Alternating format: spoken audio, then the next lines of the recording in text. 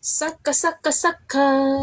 Saka, saka, saka. Saka naik dong.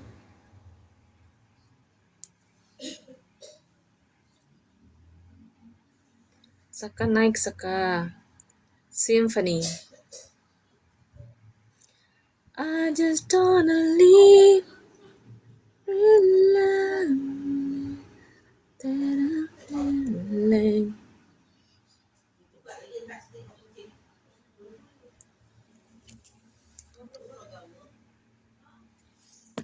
Cause doing too much lie.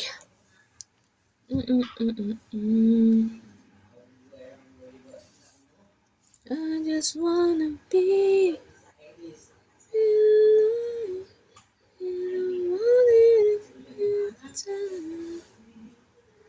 Loh, siapa nih menaik?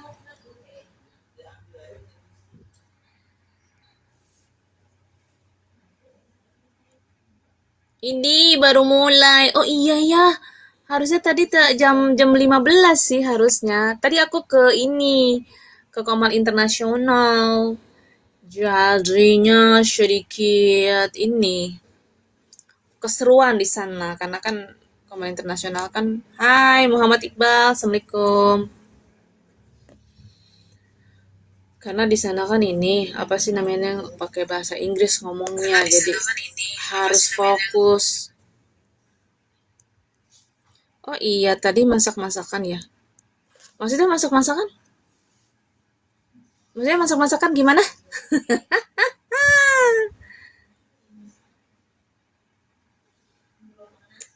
Masak-masakan gimana, guys?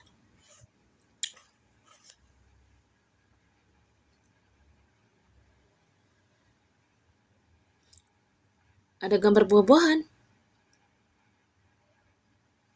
Gambar buah-buahan di mana? Di yang Komal Internasional tadi? Apa di mana?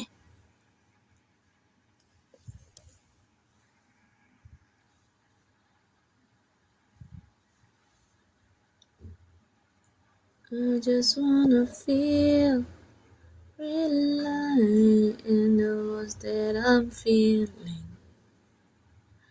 Kok ini banyak orang baru ya? Banyak orang baru, guys.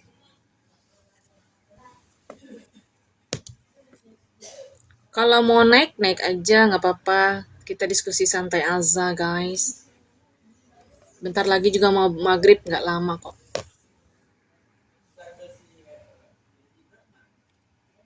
Ngabuburit sambil dapat ilmu begitu.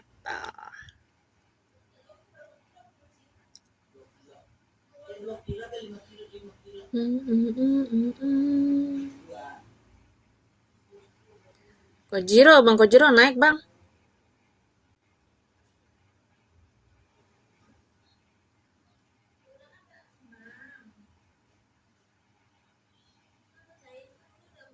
Bang Kojiro. Bang Kojiro. That a feeling. Cause doing too much life.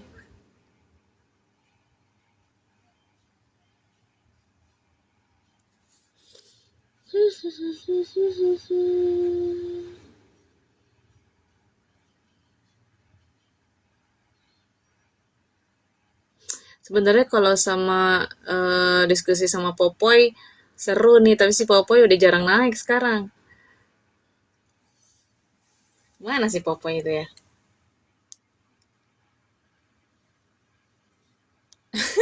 Assalamualaikum. Allahumma. Open the live.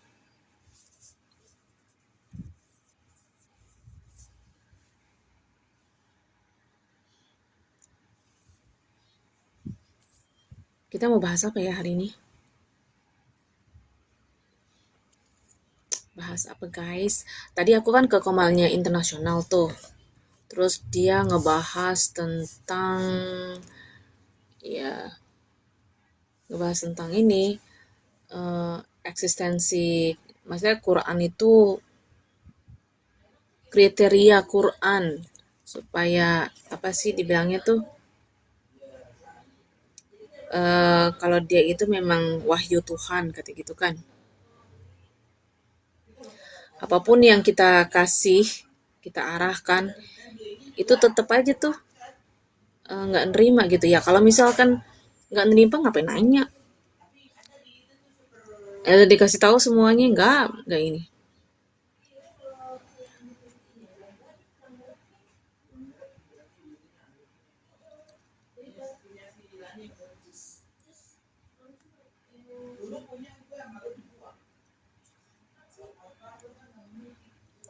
Jadi saya pembukaan dulu ya guys. Aduh mana sih? Pembukaan dulu. Kristen Santun kalau yang mau naik aja nggak apa-apa. Kita diskusi sampai maghrib aja guys. Bentar lagi juga maghrib. Salah ini ternyata ya.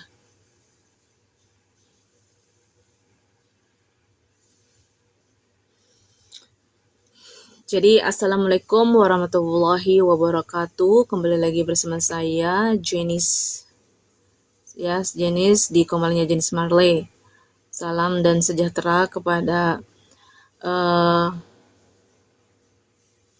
ya kita ucapkan syukur. Alhamdulillah saat ini kita masih dilimpahkan banyak nikmat sehat, berkah iman dan Islam yang masih melekat ya kan. Pertama kita panjatkan puji syukur kehadirat Allah Subhanahu wa taala yang telah memberi rahmat kepada kita. Juga tak lupa sholawat dan salam yang kita curahkan kepada baginda Rasulullah sallallahu alaihi wasallam. Kalau kita membahas tadi saya membahas tentang tentang kenapa Quran itu firman Allah ya. Kalau dalam sejarah Islam, Al-Quran itu kan diyakinin sebagai firman Allah yang diturunkan kepada Nabi Muhammad SAW itu melalui malaikat Jibril selama kurang dari 23 tahun.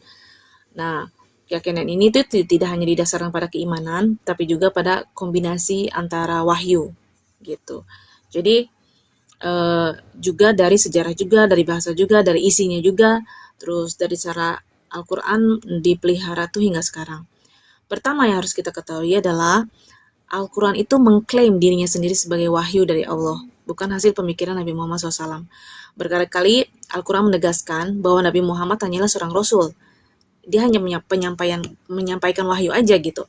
Misalnya kan dalam surat An-Najm ayat 3-4 gitu ya, disebutkan bahwa beliau itu tidak berbicara menurut hawa nafsunya sendiri, tapi yang disampaikannya itu adalah wahyu yang diwahyukan.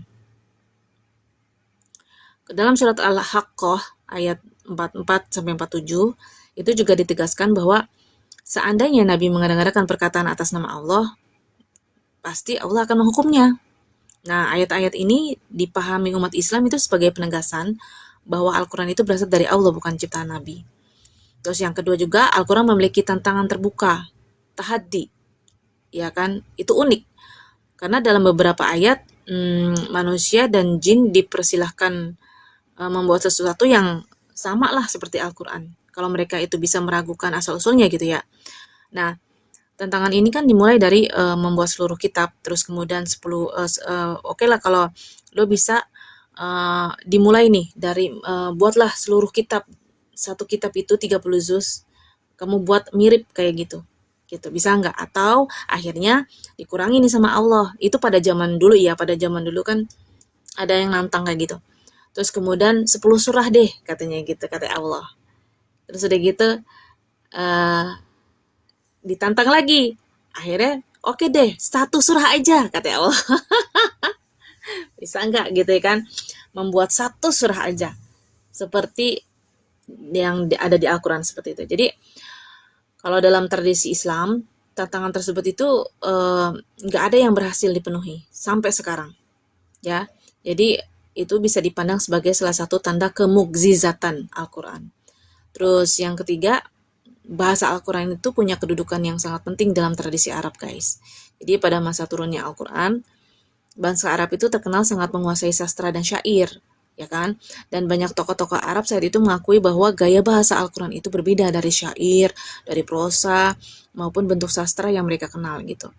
Nah, kalau dalam pandangan Islam, Oh iya, oke. Oke, Kak 81. Kalau dalam pandangan Islam, yang namanya keindahan, kedalaman makna, dan struktur bahasa itu menjadi salah satu bukti bahwa Al-Quran bukan karya manusia.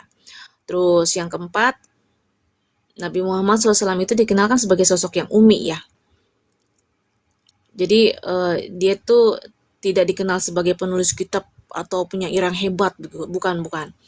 Jadi sebelum menerima wahyu, beliau itu tidak pernah menyusun karya sastra atau mengajar filsafat, nggak pernah gitu kan. Ya, jadi umat Islam memandang sangat sulit untuk menjelaskan kemunculan Al-Quran itu sebagai hasil kemampuan pribadinya Nabi Muhammad SAW seperti itu. Jadi terlebih lagi mengingatkan konsistensi, isi, dan gaya bahasanya itu selama lebih dari 2 dekade itu belum ada yang bisa mengalahkan gitu. Terus yang kelima, Al-Quran juga memiliki tema yang konsisten meskipun diturunkan itu secara bertahap dalam berbagai situasi gitu. Nah, ayat-ayat yang diturunkan pada masa-masa damai atau pada masa-masa sulit atau masa-masa perjalanan maupun masa-masa peperangan itu tetap membawa pesan utama yang sama, yaitu tauhid. Kalau nggak tauhid ya keadilan, kalau nggak akhlak, kalau nggak ibadah, atau kalau nggak tanggung jawab manusia kepada Allah gitu ya. Nah, bagi umat Islam, konsistensi ini itu menunjukkan sumber yang satu, yaitu Allah gitu. Jadi dari keenam Al-Quran yang kriteria dari keenam Al-Quran itu sangat terjaga proses transmisinya guys. Jadi sejak masa Nabi Muhammad SAW, wahyu itu tidak hanya ditulis oleh para penulis wahyu, tetapi juga dihafalkan oleh banyak sahabat. Jadi tradisi hafalan tersebut itu terus berlangsung hingga sekarang gitu. Jutaan muslim di seluruh dunia itu mampu menghafal Al-Quran itu secara lengkap dalam bahasa Arab. Nah, hal ini dipandang sebagai bentuk penjagaan yang sesuai dengan firman Allah dalam surat Al-Hijr ayat 9 bahwa Allah sendiri yang akan menjaga Al-Quran itu. Terus yang ketujuh, Al-Quran tidak hanya berbicara tentang ibadah, tapi juga membentuk peradaban gitu ya. Nah, kitab Quran ini memberikan prinsip-prinsip tentang keadilan, tentang amanah, tentang kasih sayang, tentang ilmu pengetahuan, tentang keluarga gitu ya, tentang ekonomi, tentang hubungan antar manusia gitu. Itu di sepanjang sejarah Islam. Dan Al-Quran itu menjadi sumber inspirasi bagi lahirnya berbagai disiplin ilmu dan juga peradaban seperti itu. Terus kriteria kitab suci ya. Terus udah gitu juga yang kedelapan, Al-Quran itu mengajak manusia itu untuk berpikir gitu. Bukan sekedar terus sebentar. Aduh. Bukan sekedar menerima secara buta gitu ya. Banyak ayat yang mengajarkan manusia itu menggunakan akal, memperhatikan alam semesta, terus merenungkan sejarah gitu dan juga mengambil pelajaran. Nah, pendekatan ini bisa kita pahami itu sebagai dorongan agar keimanan itu dibangun atas perenungan dan kesadaran kita. Terus yang kesembilan, kalau dari sudut pandang teologi Islam, mukjizat terbesar Nabi Muhammad SAW itu bukan mukjizat yang hanya disaksikan oleh generasinya, tapi Al-Quran itu bisa dibaca, dipelajari, terus diuji oleh setiap generasi. Jadi karena itu Al-Quran itu dipandang sebagai mukjizat yang terus hidup gitu ya. Tapi walaupun demikian juga penting nih kita pahami bahwa yang namanya keyakinan Al-Quran itu kan firman Allah. Itu kan merupakan ajaran iman dalam Islam. Nah, umat Islam menerima berbagai alasan histori atau linguistik atau teologis gitu ya sebagai penguat keyakinan tersebut gitu. Ya, mungkin sementara pemeluk agama lain itu dapat memiliki pandangan yang berbeda berdasarkan tradisi dan keyakinan masing-masing mereka gitu.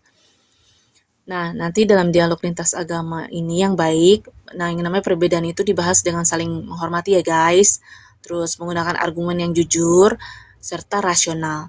Nah, bagi seorang muslim, Al-Quran bukan sekedar kitab suci, tetapi petunjuk hidup ya, yang diyakini berasal dari Allah, langsung dari Allah, Tuhan yang Maha Esa. Jadi, karena itu, Al-Quran dijadikan standar keimanan, akhlak, juga ibadah, juga hukum, juga kepercayaan, bahwa Al-Quran itu adalah firman Allah, bukan hanya didasarkan pada satu alasan, gitu, tapi melainkan pada keseluruhan ajaran Islam. Klaim wahyu yang konsisten itu adalah kemukjizatan bahasanya. Terus kemukjizatan penjagaan transmisinya. Terus pengaruh bahwa Kak Ros, naik dulu Kak Ros. Bahwa Allah sendiri lah yang menurunkan Al-Quran itu sebagaimana petunjuk bagi seluruh manusia itu hingga akhir zaman. Seperti itu.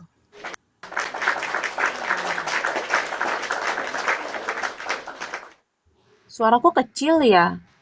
Coba dong ngomong di bawah kalau masih menyaksikan, suaraku kecil apa enggak sih? Coba ketik di bawah suaranya udah oke atau tidak oke.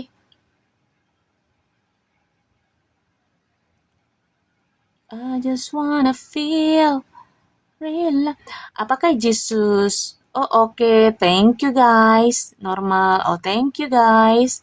Ini Mama Gufron nggak naik? Kenapa nggak naik? Apakah Yesus bisa dibaca Bible Perjanjian Baru terjemahan alih? Naiklah Mama Gufron. Etak mah. Etak terangkanlah dung tak dung. Tadi ada siapa yang mau naik ya? Cuman aku lagi. Bang XL, AXL. Saya mau naik.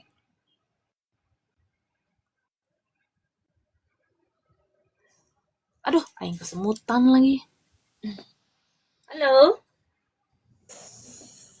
Ya, selamat sore Kak Hos. Selamat sore, Abang Islam atau Kristen? Kristen Kak Hos. Oh, oke. Makasih sudah mau jujur ya. Terus coba ditanggapi apa namanya itu menurut Bang Excel ya. Aku panggilnya Excel ya. Excel. Menurut Bang XL, yang namanya kriteria kitab suci itu harusnya gimana sih? Gitu. Silakan, monggo.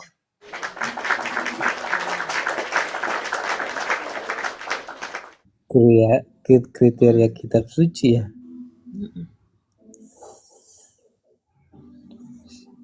Iya, kriteria kitab suci itu kalau menurut saya itu tidak ada yang bisa menentukan kriteria itu sebagai manusia. Ya cuma dari Tuhan langsung itu. Gitu.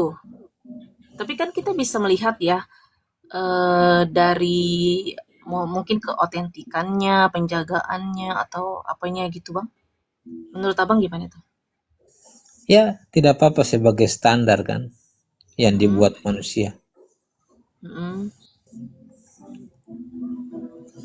Jadi,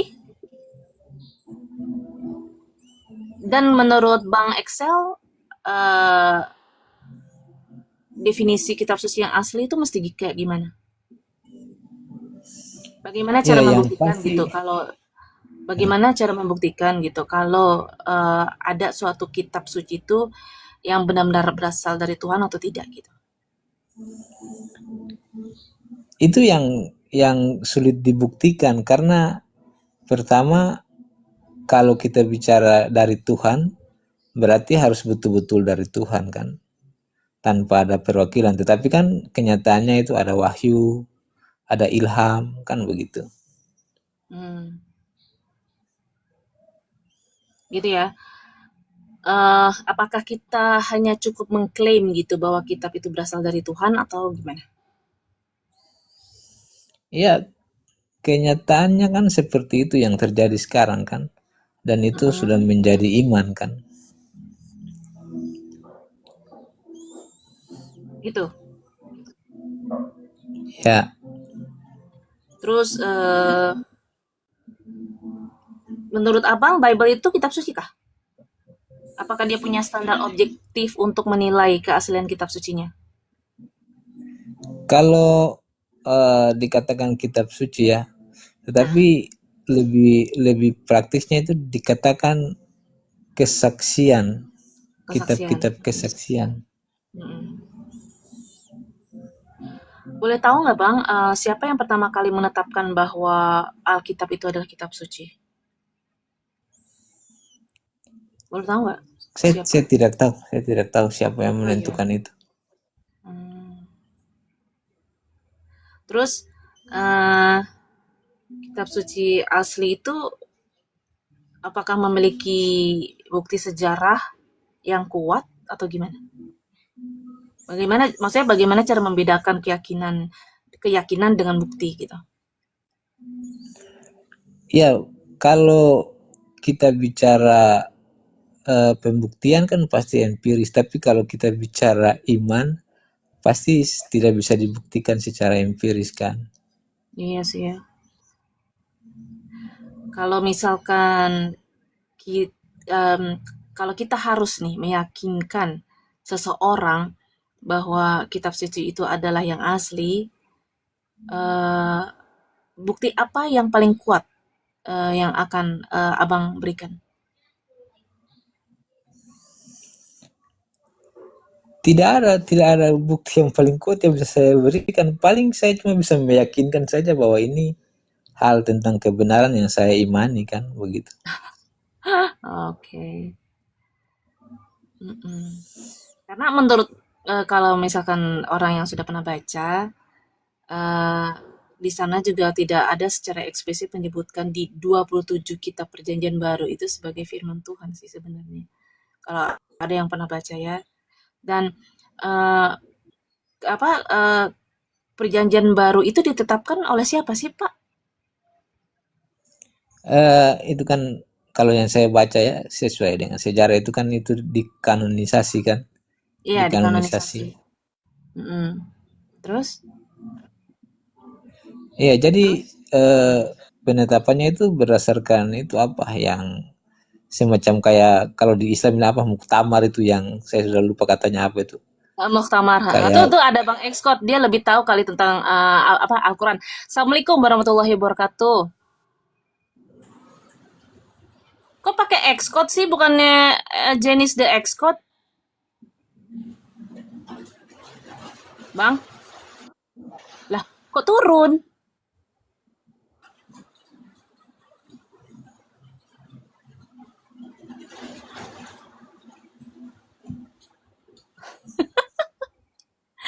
Dia turun. Naik lagi, nggak apa-apa lah. Pakai itu aja nggak apa-apa. Naik aja lagi, nggak apa-apa.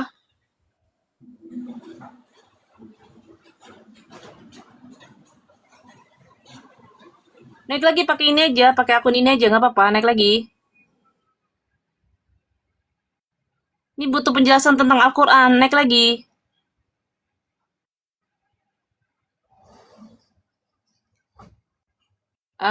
Bang Excel, sambil nunggu Bang Excot ya. iya tidak apa-apa Eh, kita kan cuma bagi-bagi apa pengalaman ya, cerita saja. kok dia turun sih?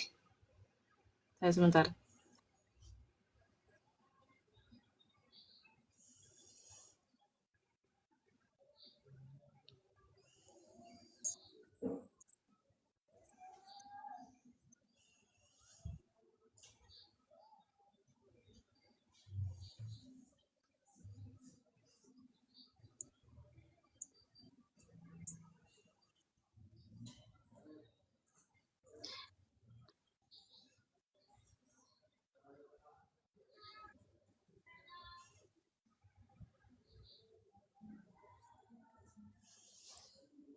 Terus apa namanya? Eh, naik aja pakai akun ini aja nggak apa-apa. Naik lagi. Bang Excel pengen tahu tentang Al-Quran.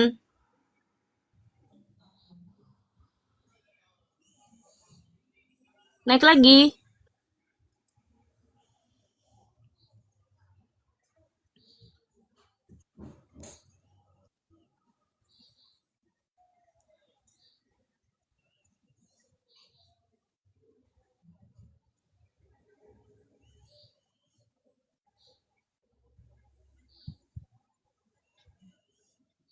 Terus kalau misalkan saya tanya nih ya, Ya, eh kenapa jumlah kitab di Alkitab itu berbeda gitu antara Katolik, Protestan, sama Ortodok?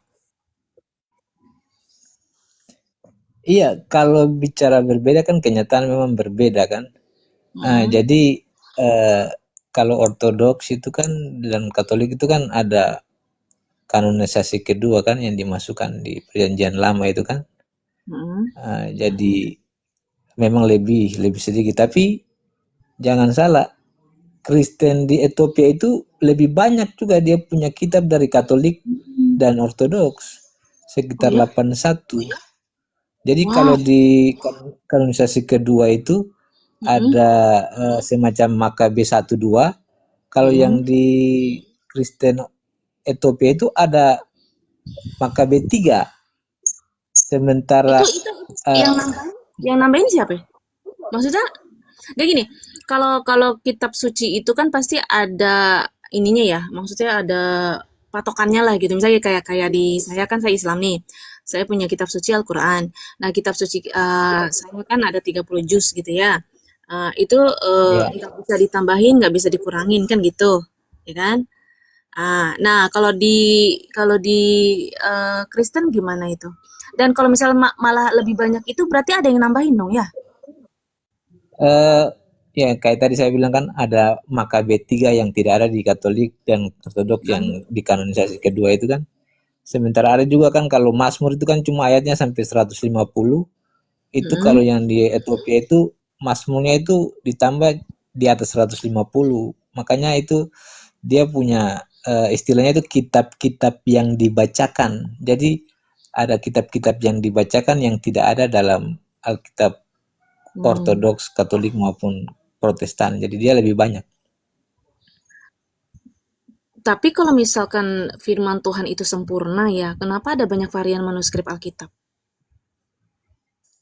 Kalau bicara manuskrip kan, kalau Mhm. bicara manuskrip ini kan itu eh, catatan-catatan yang masih dalam konteks gulungan ya, gulungan. Dia Mhm. belum dikodifikasikan atau Mhm. dibukukan.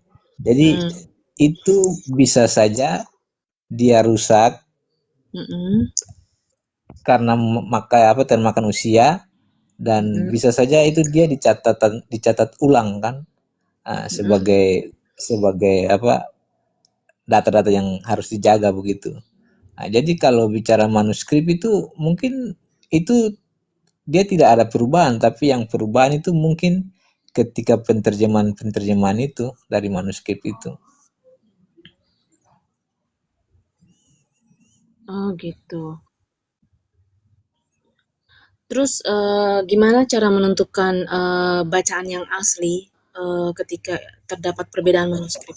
Itu gimana caranya?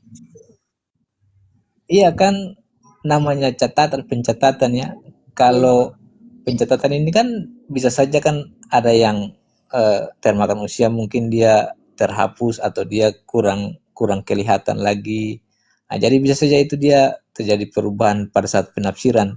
Tetapi itu mungkin masih bisa dikomparasi dengan catatan-catatan yang lain kan, karena kan manuskrip ini kan bukan satu kan.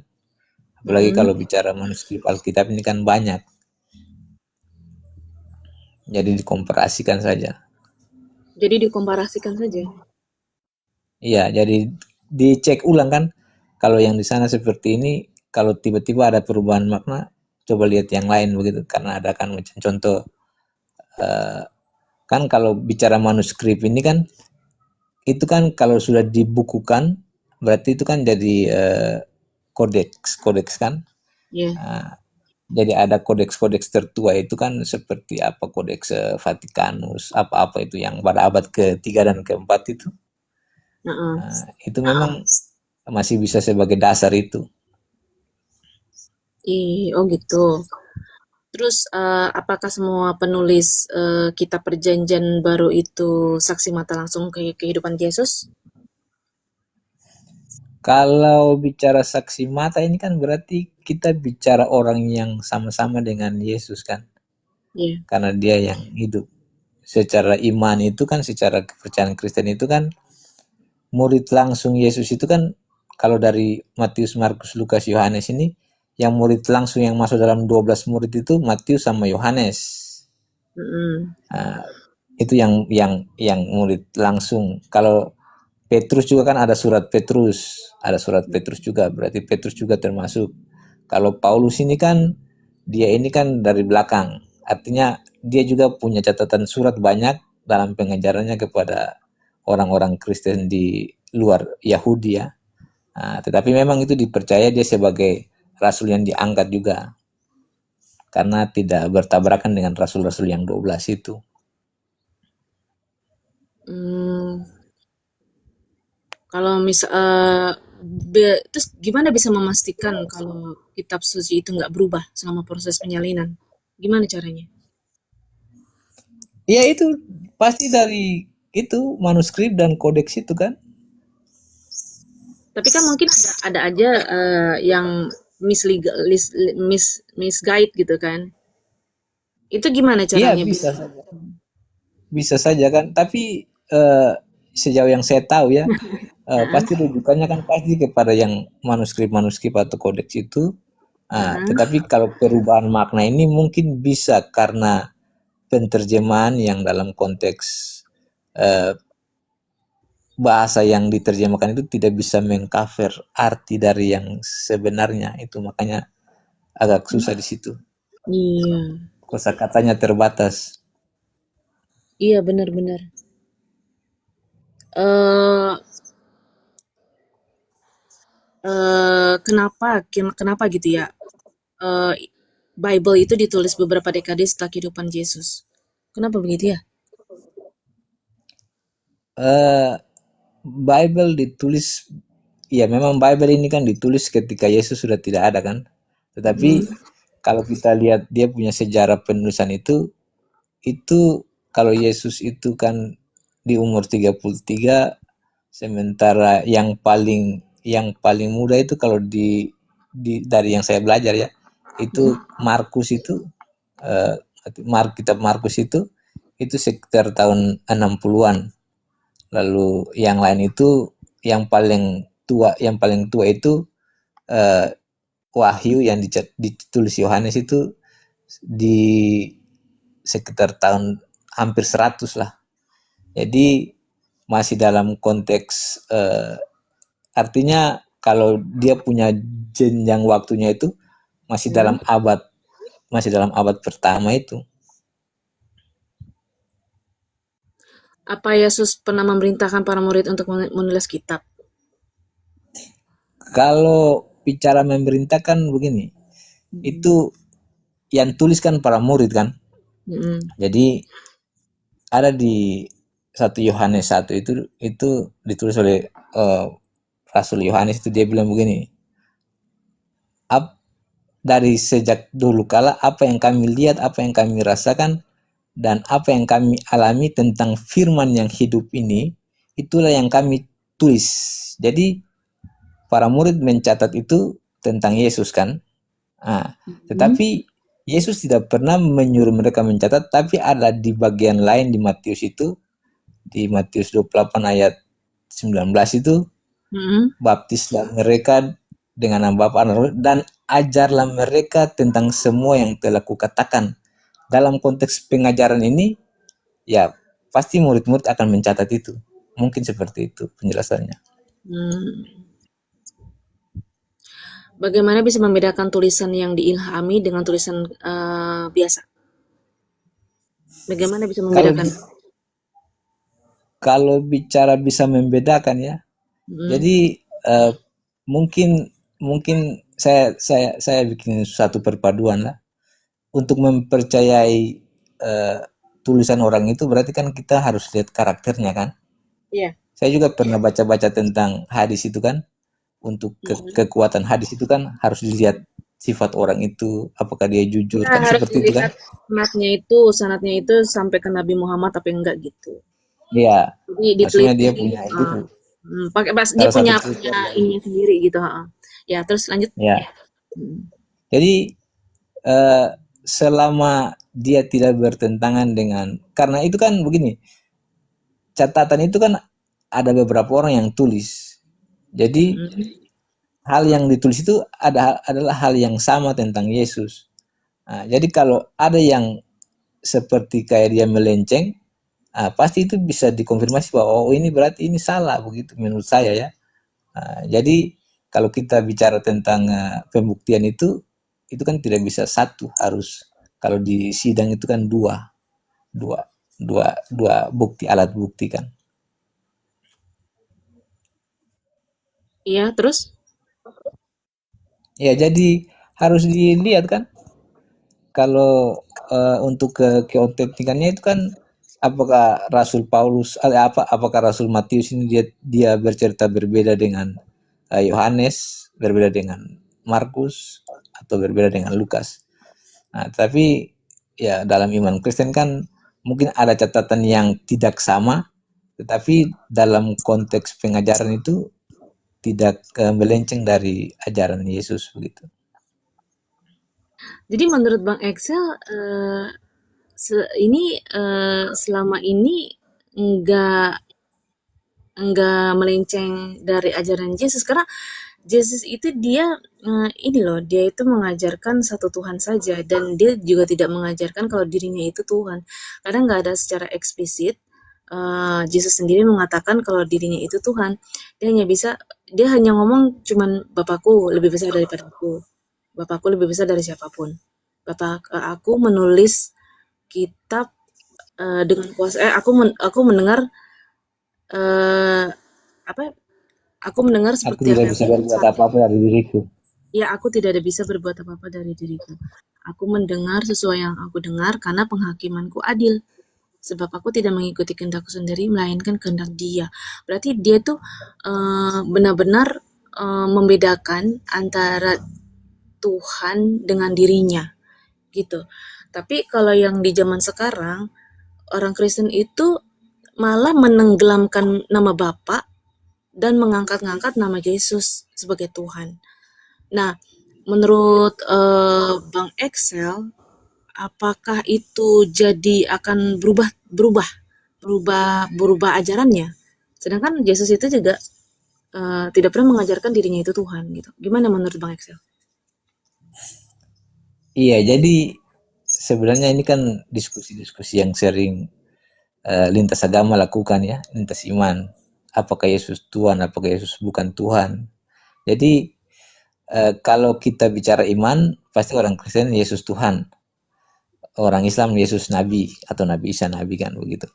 Tetapi ada dua ayat yang sering saya bawa ya, saya bawa itu Yesus bilang begini, tidak ada seorang pun yang tahu tentang Bapa selain anak, dan tidak ada seorang pun yang tahu tentang anak selain Bapa.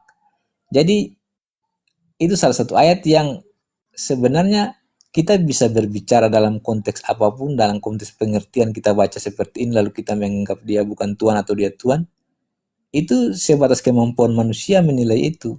Tetapi dia sudah bilang, tidak akan ada yang tahu tentang Bapa selain anak, dan tidak ada yang tahu tentang anak selain Bapa. Itu ayat dasarnya.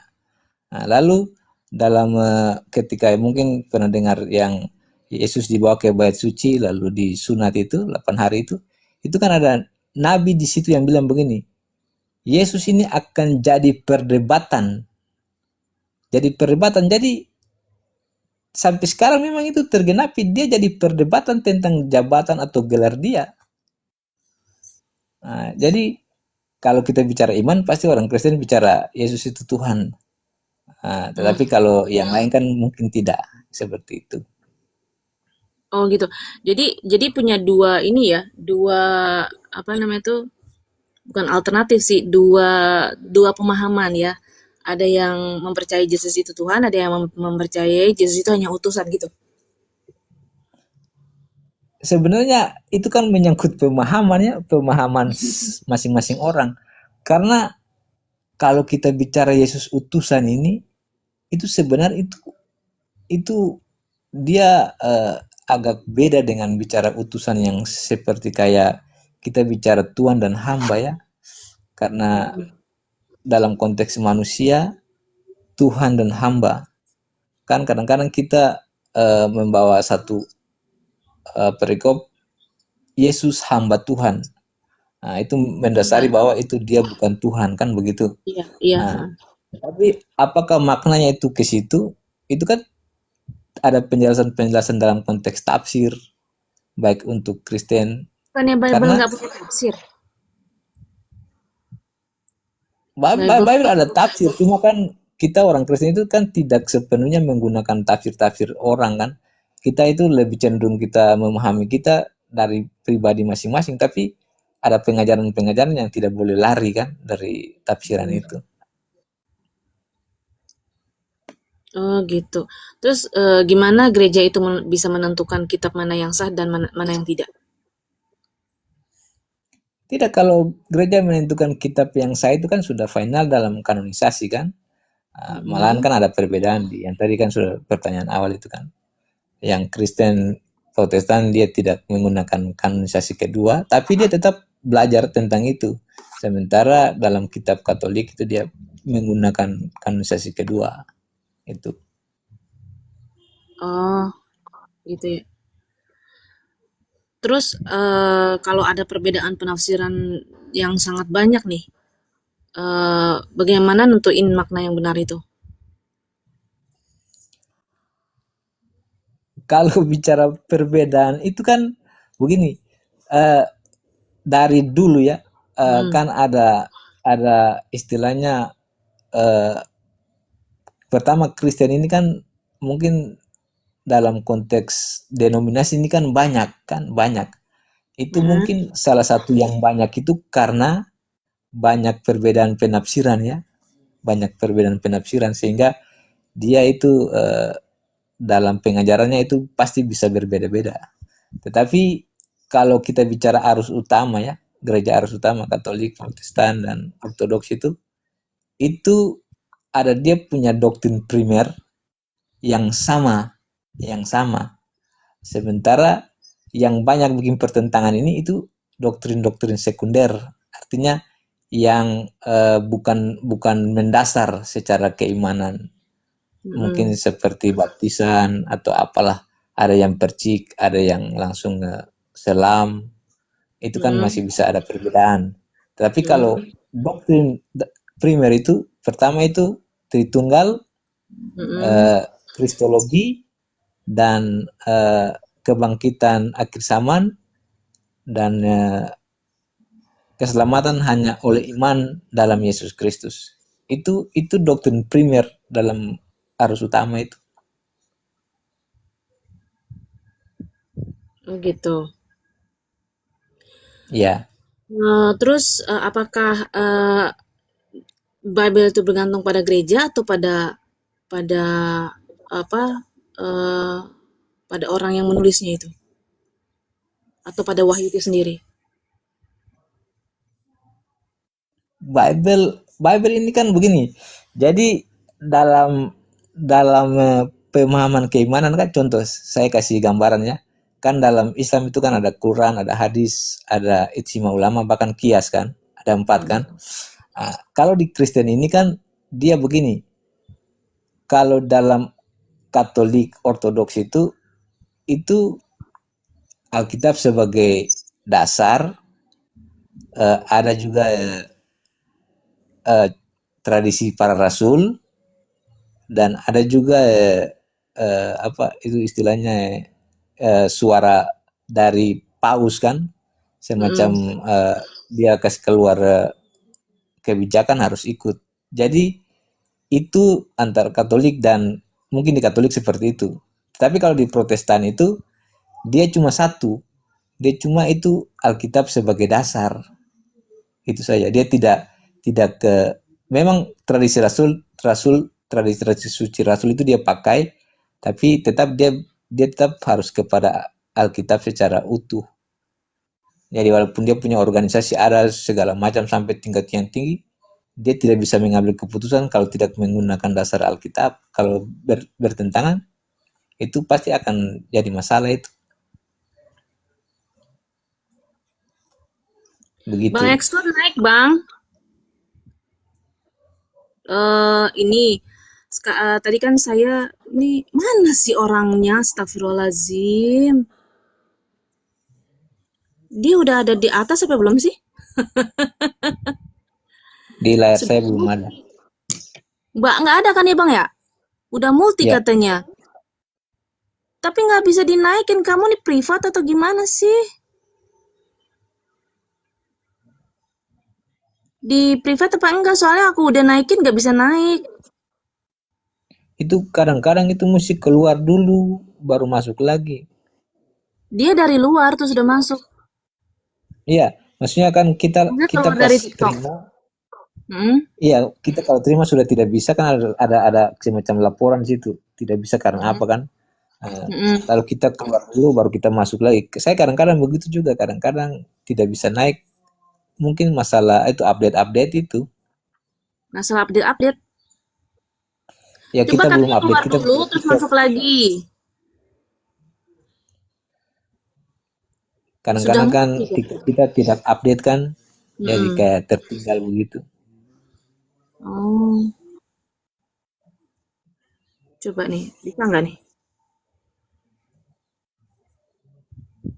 Aku udah terima loh, udah terima apa namanya tuh multinya, ininya.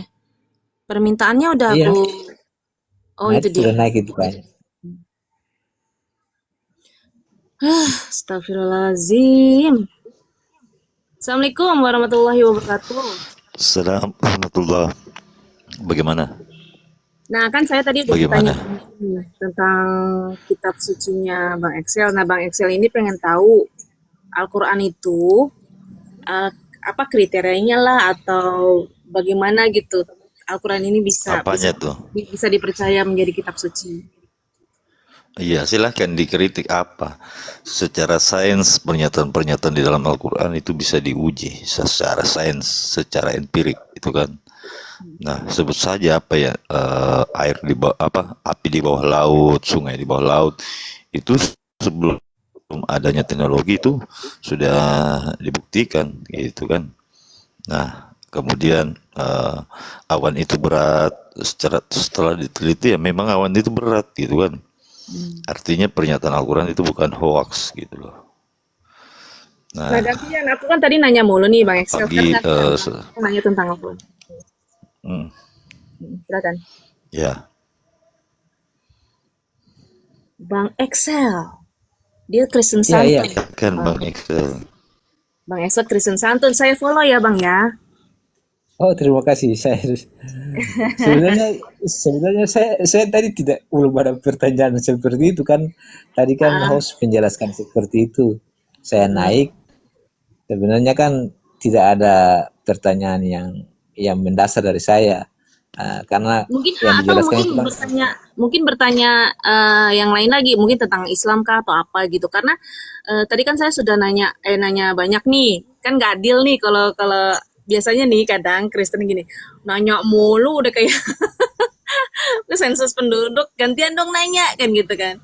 Nah, aku selalu di Komal aku selalu harus apa? Dua arah gitu loh. Harus dua arah. Jadi Bang Excel kan udah aku tanya nih banyak gitu kan. Nah sekarang gantian Bang Excel nanya tentang Islam gak apa-apa. Tanya aja. oh iya. Sebenarnya Iya. saya kalau bertanya ada pertanyaan, cuma kan eh, mungkin saya harus jelaskan karena saya ini kan baca dulu tentang Hah? literasi Islam. Baru Hah? saya tanya kalau saya tidak paham kan, saya tidak Betul. pernah tanya yang kayak yang yang aneh-aneh begitu. Betul, betul. Eh, Ya, baguslah kalau kayak gitu. jadi Ya, lanjut. eh, saya pernah baca itu eh, hadis sebagai bayan ya, hadis Mm-mm. menjelaskan Quran. Mm-mm. Nah, yang saya ingin tanyakan apabila dalam Quran tidak ada yang dijelaskan tentang oleh hadis itu bagaimana? Apabila ada Al-Quran tanpa hadis gitu ya. Itu bagaimana gitu ya? jadi pertama Kan metode begini. Saya tahu. Sudah tahu. Jadi pertama itu ayat Al-Quran ditafsirkan dengan Al-Quran atau lebih dikenal dengan ayat bil ayat, gitu kan. Ayat dengan ayat gitu. Nah, kemudian selanjutnya itu hadis itu misalnya nih Al-Quran gitu kan, ikutilah milah Ibrahim kan. Terus bagaimana Al-Quran sekarang? Terus para sahabat ini bertanya, apa maksudnya ini kan begitu? Oh ternyata setelah ditelusuri, oh maunya begini. Caranya pemilah Ibrahim itu merupakan Tuhan yang satu, melakukan apa namanya sunat hitan gitu kan, berpuasa gitu kan, berdoa begitu. Nah, seperti itu. Ikutilah milai Ibrahim. Itu salah satu contohnya gitu. Jadi memang ya, poin intinya itu ada di Al-Quran. Kemudian penjelasannya atau deskripsinya itu di hadis seperti itu. Begitu. Lagi umpama nih eh, apa namanya dilarang minum khamar gitu kan. Oh ya. Kemudian sekarang yang dulu itu ada arak gitu kan, zaman dulu itu arak. Nah sekarang bagaimana caranya? Apakah dilarang juga itu yang namanya bir? Tentu dilarang karena sifatnya memabukkan. Nah itu dijelaskan oleh ijma gitu kan atau kias. Nah, jadi kias, oh dulu itu cuman ada arak gitu kan, belum ada bir dan sebagainya. Nah itu dijelaskan oleh metode ijma atau kias seperti itu. Apalagi Iya, iya. Jadi eh, begini, pertanyaan saya kan karena saya ini kan sering mau baca-baca persamaan-persamaan ya, persamaan antara eh, ada hal-hal yang sama ya. Contoh kayak di Islam itu Nabi Isa datang sebagai hakim yang adil dan dia membunuh babi, mematahkan salib, membunuh dajjal, menghapus jizya kan begitu. Begitu juga kan dalam Kristen ada Yesus datang sebagai hakim yang adil. Nah, jadi ketika saya lihat ada kesamaan itu, saya coba cari di Quran, karena itu kan di hadis kan. Saya cari Quran, tapi tidak ada bicara tentang kedatangan Nabi Isa dalam yang kedua dalam Quran. Makanya tadi saya tanya, bagaimana ketika hadis menjelaskan yang tidak hadis itu ada tapi tidak ada di Quran begitu. Emang ada yang kayak gitu? jadi gini, tidak ada di dalam literasi kami bahwasanya Isa ibnu Maryam itu jadi hakim yang adil, itu tidak ada. Kami tidak memiliki itu. Nah, dia nanti kelak nanti Isa ibnu Maryam datang itu sebagai apa namanya sebagai eh, apa namanya ini untuk menjelaskan kepada mendekati hari zaman menjelaskan kepada orang-orang yang mempertuhankannya gitu. Sesungguhnya saya ini bukan Tuhan gitu, karena dalam Al-Quran itu jelas saya adalah hamba Allah. Kemudian Isa lagi mengatakan saya bermohon kepada Allah agar diberi apa namanya ini diberi keberkahan baik itu lahirku, hidupku dan kematianku. Ada di dalam Al-Quran itu eksplisit, tapi tidak ada itu dikatakan sebagai hakim, nggak ada itu di dalam Al-Quran, itu nggak ada seperti itu ataupun dalam hadis itu. Sebagai hakim yang adil itu ada di mana ya? Nggak ada, Kalau nggak ada di dalam itu Al-Quran, ada nggak di ada. hadis Hah? Abu Hurairah pernah menyatakan itu. Oh iya, coba kalau ada, nggak mungkin saya kurang tahu ya, tapi kalau ada boleh dijelaskan ke saya gitu. Iya, Dilihatkan ke saya mana hadisnya gitu. kasih tahu kalau ada ya. Soal hakim yang adil. Dicari aja nggak apa-apa, santai kita. Iya, tidak apa-apa, kita diskusi-diskusi santai saja. Iya betul, ngapain juga.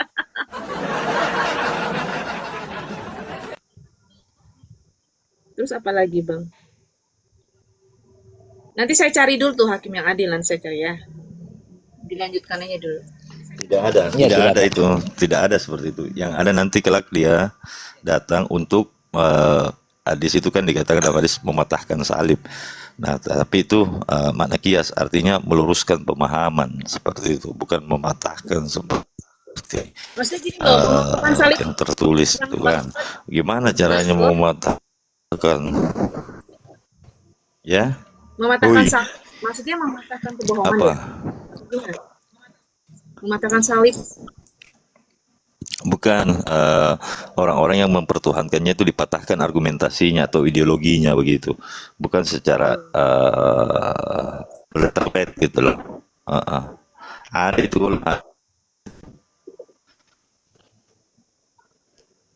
Heeh. Jadi mungkin kalau kalau di Quran paling juga dibilangnya Allah adalah hakim yang adil kayak gitu-gitu. Terus apakah kamu mencari hakim selain Bukan, Allah kayak iya, tidak ada gitu-gitu. Isa itu Maryam, nggak ada. Kayak gitu-gitu. Siapa yang bilang hakim yang adil? Coba. eh Nggak enggak, ada ini itu. penasaran. Kalau Aku ada penasaran. datanya bisa ditampilkan.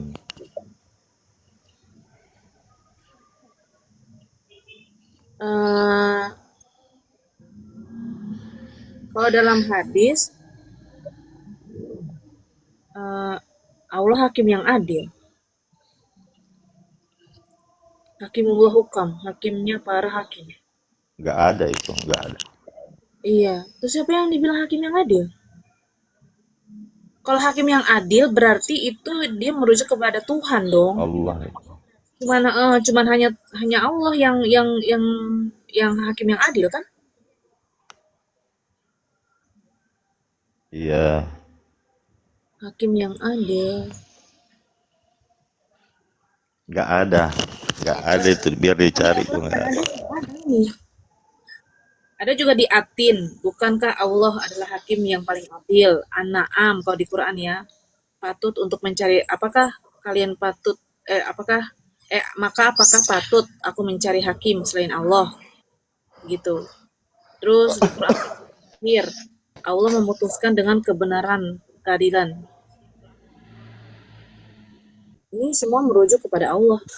Coba ada nggak di hadis? Hakim yang adil. Nggak Kayaknya Bang harus Eka, ada itu. dulu pakai Nabi Isa mungkin. Nabi Isa datang sebagai hakim yang adil mungkin dalam Islam begitu. Nggak ada. Coba aja. Nggak ada. Coba aja. hakim yang adil.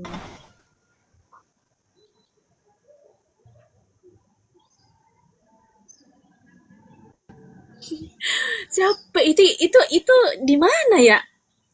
Enggak, aku jadi penasaran ini. Iya, karena saya juga di Google ya. Hah? Saya waktu itu ketik Coba bro tadi. dalam Islam Nabi Isa datang sebagai hakim yang adil, Ya. hadisnya begitu. Waktu itu saya ketik begitu. Sebagai hakim yang adil dalam Islam ya.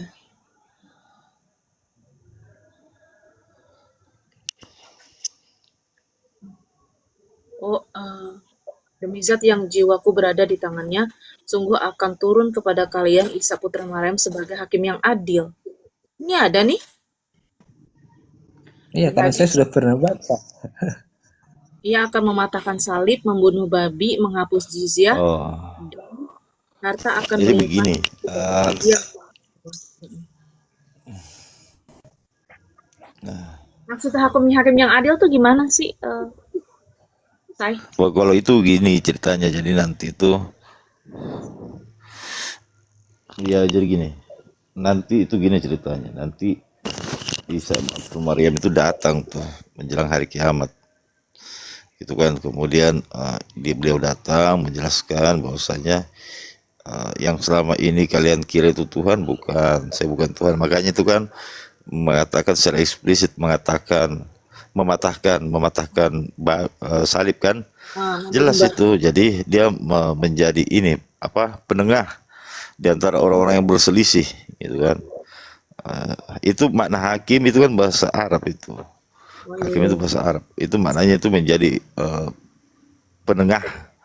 Dia lebih kepada penengah gitu. Jadi maksudnya itu dia mengadili manusia dengan syariat yang dibawa Nabi Muhammad gitu ya, salam. Bukan membawa syariat baru gitu kan?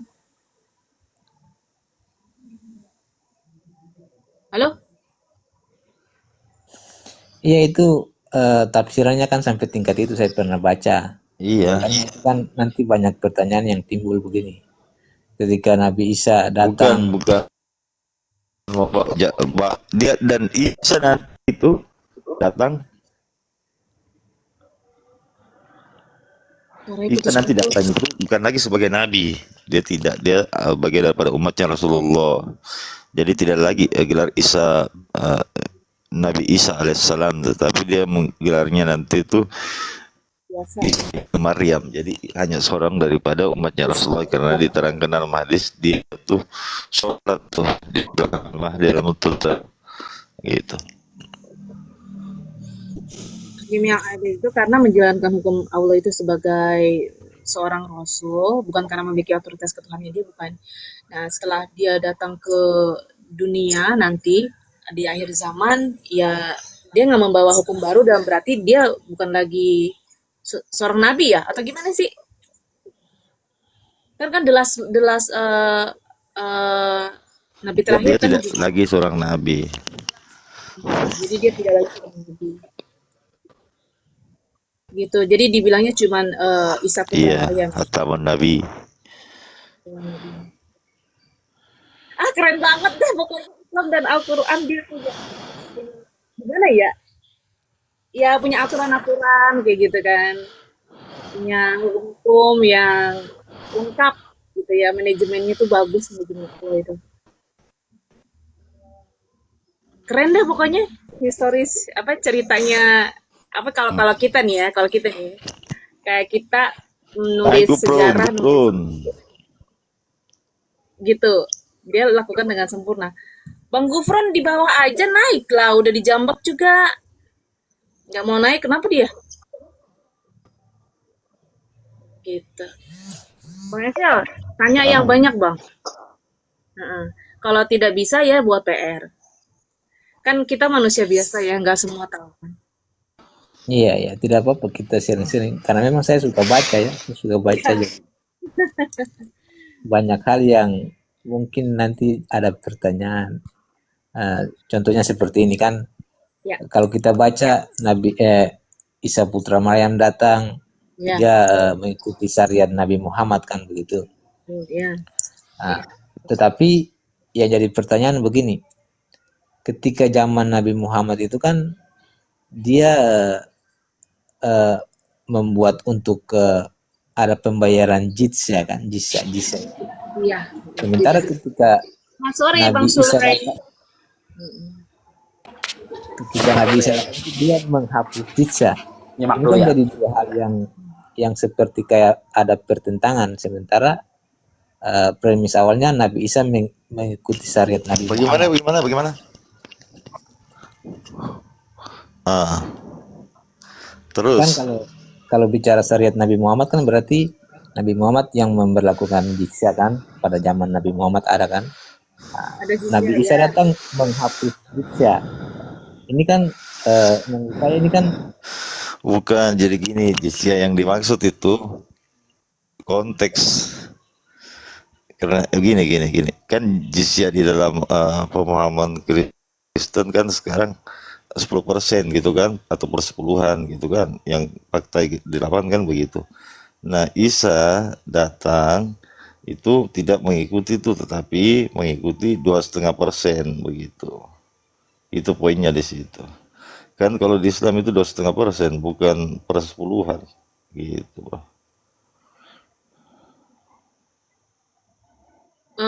Gunanya jizya untuk apa sih Bang Excott? Itu apa namanya, semacam apa tuh ya, coba ketik itu di Google, nanti saya salah ini, Ngomong. semacam apa ya, zakat lah begitu. Pajak ya? Hah? Ini lagi kurang enak body nih. Lagi nggak enak body. Yang begitu, semacam gitu. Jadi kayak pajak, jadi kayak kalau yang non muslim yang tertentu ya, itu kalau tinggal di bawah pemerintahan Islam itu mendapatkan perlindungan negara. Tujuannya itu karena sebagai kontribusi kepada negara sih. Jadi sama sebagaimana kaum muslimin juga membayar zakat gitu. Meskipun zakat sama jizya itu kan punya dasar hukum yang fungsinya berbeda gitu.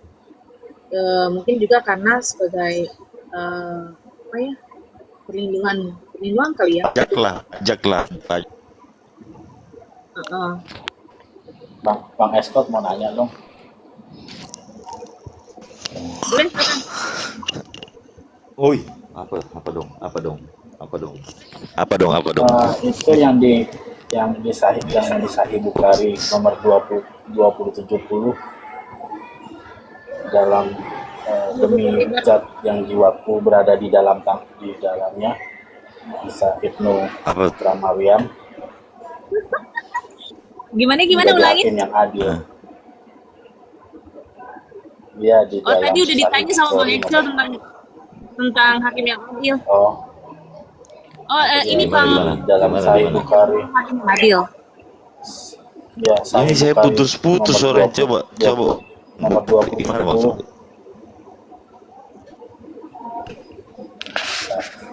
Sahih Bukhari nomor 2070 Itu konteksnya kan mematahkan salib. Oh, itu yang tadi. Iya, mematahkan salib gitu. Yang tadi itu Ya, putus-putus.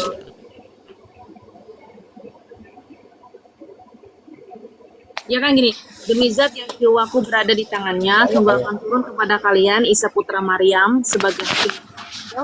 Dia akan mematahkan salib, membunuh babi, menghapus jizyah, dan harta akan melimpah hingga tidak ada lagi yang mau menerimanya. Ditanya tadi Bang Sufri apa ya tentang hakim yang adil? Ya, yang ditanya tentang hakim yang adil kan? Bang Supri, Menurut saya putus-putus gak sih? enggak, suaranya nggak putus-putus enggak. Putus ya Fajen. Suaranya siapa yang putus-putus? Suara saya yang putus-putus. Oh, saya- Hah? apa Bang Esko tadi? Apa Enggak betul juga. itu? Iya tuh. Iya. Coba ulang. Iya, yang itu kajian bener. Tapi yang ditanya itu ya, yang dibilang Iya, benar. maksudnya apa hakim yang Iya, adil iya. gitu ya? Kayaknya memang signalku ini enggak Ah, bagus. iya. Yang sebagai hakim yang adil yang tadi. Ya itu tadi udah dibilangin sama Bang Export. Yang dibilang hakim yang adil itu bukan sebagai Tuhan, tapi sebagai Nabi dan hamba Allah. Jadi nanti Nabi Isa itu mengadili manusia dengan syariat yang dibawa sama Nabi Muhammad SAW. Bukan membawa syariat baru dia gitu kan. Terus dia juga menegakkan keadilannya itu dengan memberantas kezaliman atas izin Allah seperti itu.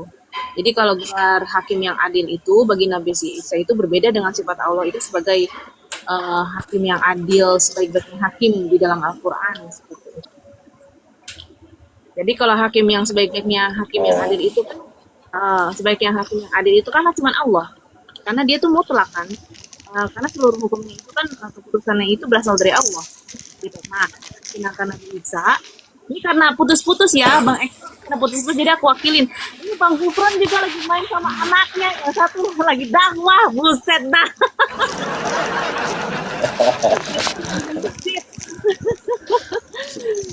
Jadi Suruh buka aja mute-nya, Pak Ajis. jangan enak. Jadi karena dia itu menjadi hakim yang adil nanti yang setelah dia datang ke dunia itu hanya karena menjalankan hukum Allah itu sebagai seorang rasul aja, bukan karena membuat otoritas ketuhanan. Kalau di Islam ya. Tuhan itu di Islam ya cuman Allah satu, nggak ada lagi. Cici Bang Gufran, Cici anaknya Cici.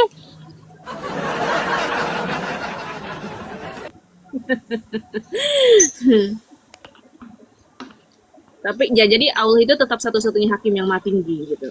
Kalau Nabi Isa cuma hamba dan rasul yang akan memutuskan perkara ini itu sesuai wahyunya Allah. Oke. Ya udah, nanti malam deh terus dia izin dulu deh. Iya. Makasih ya semua ya. Iya, ini saya juga signalnya nggak bagus ini. Iya, Thank you, Kajen. nggak bagus. Nanti udah habis Isa ya. Iya, aja Kajen. lagi. Iya. Iya. Makasih Bang, sehat selalu. Ya Bang Export masih ini kok, masih normal kok, nggak apa-apa. Terus udah gitu Bang Exo, Ya, lanjut aja. Iya, iya, iya. eh, apa masih belum paham atau mau pertanyaan selanjutnya? Oh, tentang Giza ya. Iya, tidak.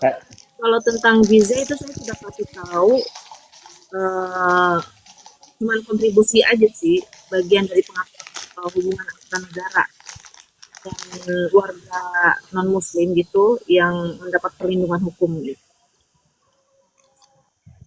Itu jizya. Ya sama aja kayak bayar pajak gitulah. Bayar pajak kan nggak orang Islam, nggak orang Kristen pasti bayar pajak di ya karena untuk kontribusi Semuanya untuk bayar. semuanya bayar. Karena kan itu menjadi satu negara jadinya. Udah jadi satu negara kan.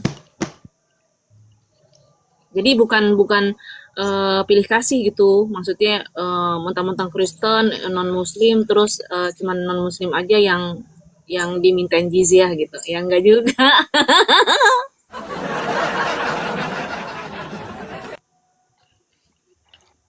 Apalagi Bang, biar sampai saya tuh buka buka kitab gitu. Pertanyaannya yang susah aja Bang, nggak apa-apa.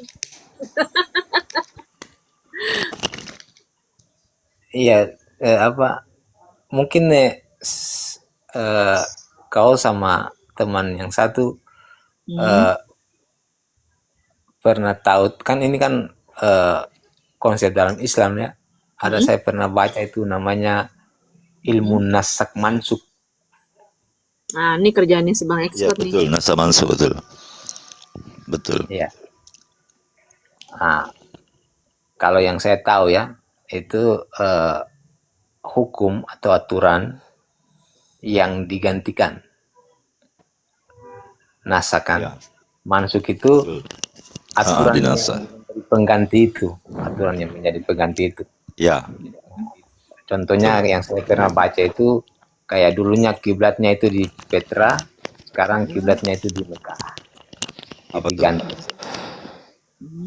Nah, pertanyaan saya begini, kan kita semua tahu bahwa kalam Allah atau firman Allah itu dia punya sifat kodim, kekal, kekal ya. Ya, Ah. ya kekal.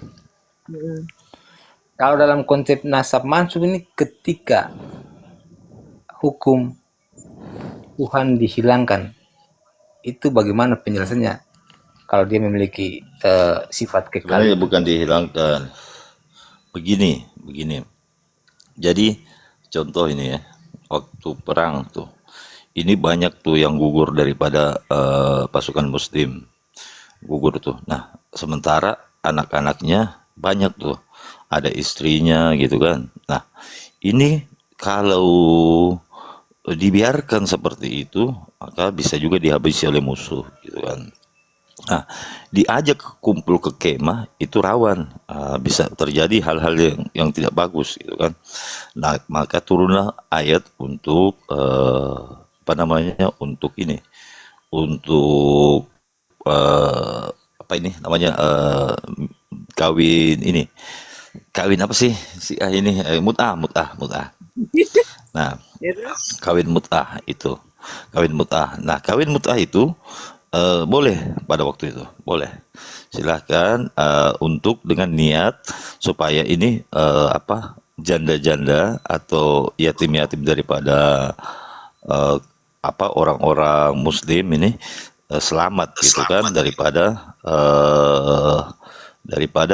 apa namanya nih, orang-orang kafir. Boleh tuh. Nah, dengan perjanjian setelah perang ini boleh bebas. Boleh lagi mau lanjut mau tidak bisa. Nah, itulah ya. Kemudian ayat lain setelah perang itu tidak boleh lagi dilakukan ini loh. Tidak boleh lagi dilakukan yang namanya kawin mut'ah. Seperti itu. Nah, kalau Syiah itu menganggap masih bisa tuh, karena dia hukum Tuhan tidak bisa dibatalkan menurut Syiah. Kan? Nah, secara rasional karena di dalam Al-Quran itu ada 350 ayat yang bunyinya itu berpikirlah, merenunglah, cari tahu lah. Itu poinnya adalah, poin intinya adalah supaya orang-orang itu bisa berpikir yang mana yang baik, yang mana yang benar, gitu loh. Nah, seperti itu. Ngerti nggak ini? Ngerti nggak? Nggak putus-putus suaraku nih, host? Enggak, bagus. Halo. Ya, bagus. Kayaknya Terusin. putus-putus ini signal memang ya Allah. Iya, saya dengar. Iya, kedengeran kan Bang Excel ya? Iya, dengar. Iya, kedengeran kok di sini. Aman, suara aman. Hmm. Ya, lanjut.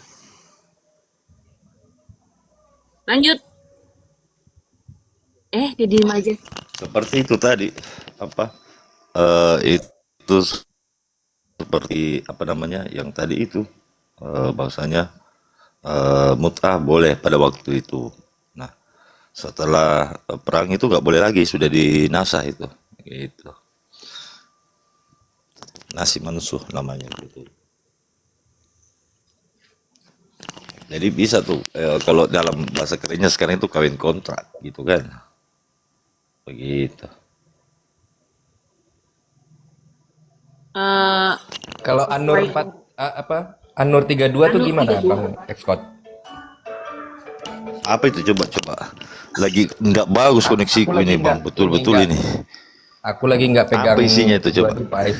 Anur Ya, 32. bentar, Coba bukain, saya coba bukain. Seperti ini ya. Gimana tuh narasinya? Gimana narasinya? Dan nikahkanlah orang-orang yang masih membujang di antara kamu. Dan juga orang-orang yang layak menikah dari hamba saya. Yang laki-laki ini nyindir nih. Dan perempuan. Jika mereka miskin, Allah akan memberikan kemampuan kepada mereka dengan karunia-Nya. Dan Allah maha luas karunia-Nya, maha mengetahui. Jawab. Bang Esther, jawab. Gimana? Allah. Ya Allah. Batuk. Terus. Ya disuruh nikah. Gimana kita mau nikah? Mau pakai apa nikah? Mau pakai apa? Mau GoPro? Mau apa? Mau Itu ini. kan ada Jadi jawabannya donatur bang. Itu ada jawabannya itu di Anur 32 itu. Baca lagi. Gimana? Dan nikahkanlah orang-orang yang masih Baca lagi tuh. membujang di antara kamu. Kedengeran nggak? Dan nikahkanlah orang-orang yang masih Kedengeran. membujang di antara kamu.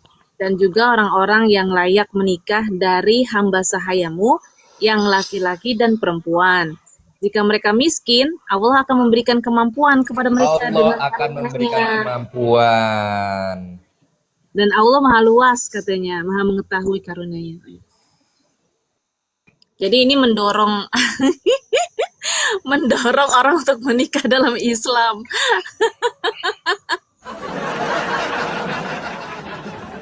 Karena ini mendorong juga memandang kalau pernikahan itu sebagai cara yang halal untuk menjaga kehormatan gitu. Ya juga Gak pengen nih punya yang lucu kayak gini.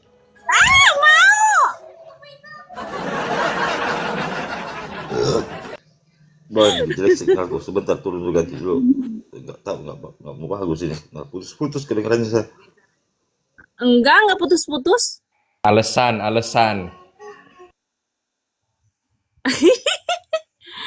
Jadi jangan takut miskin kata Allah, karena kan ayat ini juga memberi harapan kalau kemiskinan itu bukan alasan utama untuk menunda pernikahan. Kalau seseorang itu sudah siap gitu ya. Juga Allah menjanjikan rezeki sih dengan berkecukupan dengan karunia-Nya gitu. Jadi bukan berarti setiap orang itu pasti bisa langsung kaya, bukan begitu juga. Setelah menikah nggak gitu juga, tapi Allah itu mampu memberikan jalan keluar dari keberkahannya itu sesuai kehendaknya gitu.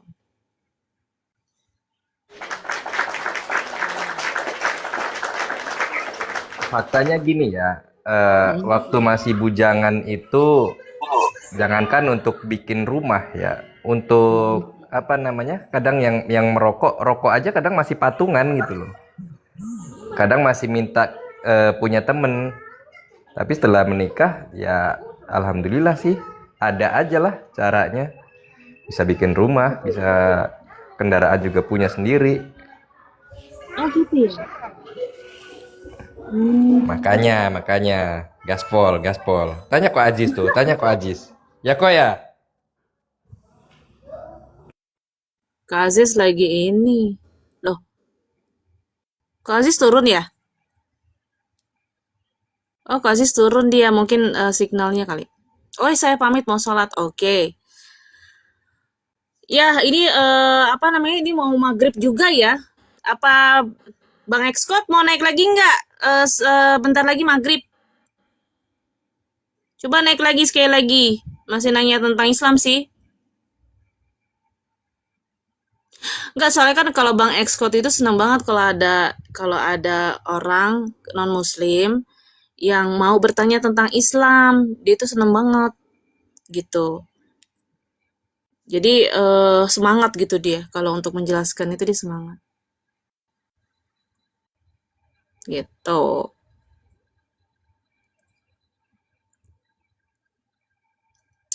Kayaknya juga itu ya signalnya juga nggak bagus kali ya dia nih. Aku juga mau turun nih. Udah setengah 6. Nah, kita tutup aja dulu ya Bang Excel ya. Bang Excel. Iya, ke Ya, koma dulu kita sebentar. kita tutup dulu karena bentar lagi maghrib. Nanti panjangnya nanti setelah Isya. Nanti saya buka lagi. Oke, oke. Ya, Bang Excel. Oke. Terima kasih udah datang ya Bang Gufron. Terima kasih. Saya tutup dengan kafaratul majelis. Subhanakallah wa bihamdika. Asyhadu an la ilaha illa anta astaghfiruka wa atubu ilaik. Akhirul kalam. Assalamualaikum warahmatullahi wabarakatuh. Waalaikumsalam warahmatullahi wabarakatuh.